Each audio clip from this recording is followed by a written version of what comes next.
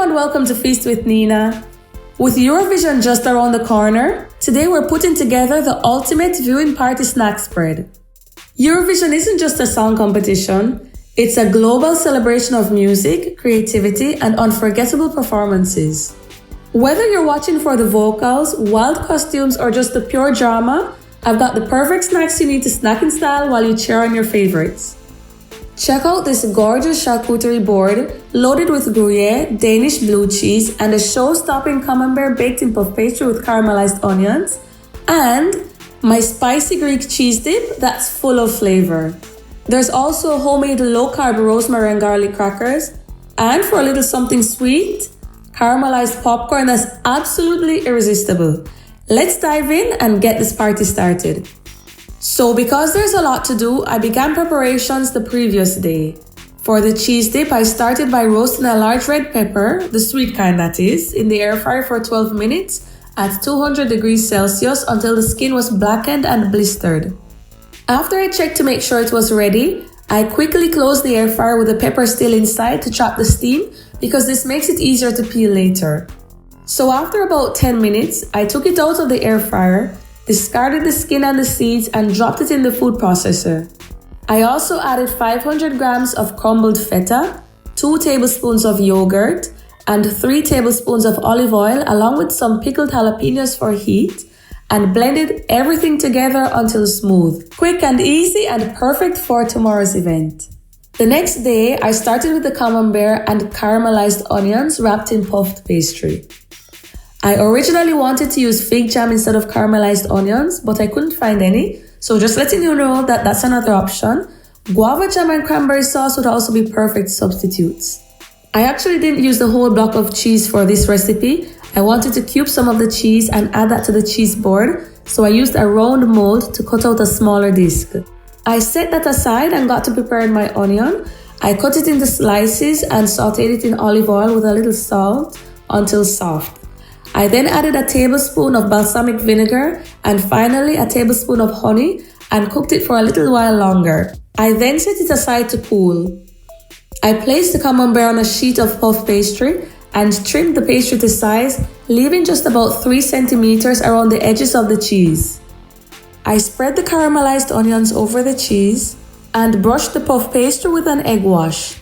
I then folded the puff pastry so that it fully encased the cheese and the onions. Then I also brushed the top with some egg wash. I popped that in a preheated oven for 30 minutes at 190 degrees Celsius. Since I was left with a lot of puff pastry scraps, I decided to make cheese twists. I clumped together and rolled out the remaining dough, a little egg wash and a sprinkle of cheese. Then I cut it into strips. I then twirled each strip between my fingers, placed them on a baking sheet lined with parchment paper, and baked them until they were golden brown and crispy. Next up were the low-carb rosemary garlic crackers. I added 200 grams of almond flour, 2 tablespoons of coconut flour, a teaspoon of salt, a sprig of finely chopped rosemary, and a sprinkle of garlic powder to a large bowl, and combined that with 1 egg white and 8 grams of soft unsalted butter. I kneaded the dough until it came together, then rolled it out into a large rectangle and used a cookie cutter to form pretty flower shapes. I brushed each cracker with an egg wash and pricked them with a fork, then baked them in the oven at 180 degrees Celsius until golden brown. Trust me, these keto-friendly crackers exceeded my expectations. Now we've got lots of savory bites, but let's not forget a little something to satisfy your sweet tooth. My caramel popcorn was a huge hit. My only regret is that I didn't make a bigger bowl. I started off by popping a 1/4 cup of kernels. I used my popcorn machine for this. I put that aside, then added 200 grams of caster sugar to a pan and heated that over medium heat until it melted and turned golden brown. I added 2 tablespoons of butter and removed the pan from the heat. Then I added half a teaspoon of baking soda and stirred that around for about 30 seconds. Then in went the popcorn, and I had to stir this really quickly because the caramel does set really fast. Then I just topped that off with a bit of sea salt. Once all the snacks were ready, it was time to assemble the charcuterie board. Just have a look.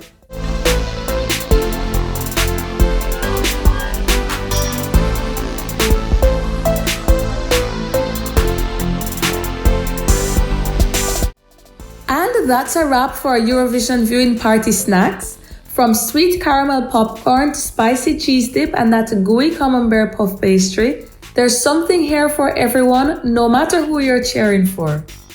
If you enjoyed this video, don't forget to give it a thumbs up, subscribe for more party ideas and recipes, and drop a comment below letting me know your favorite Eurovision act this year or which snack you're trying first. Thanks for watching, and I'll see you next time.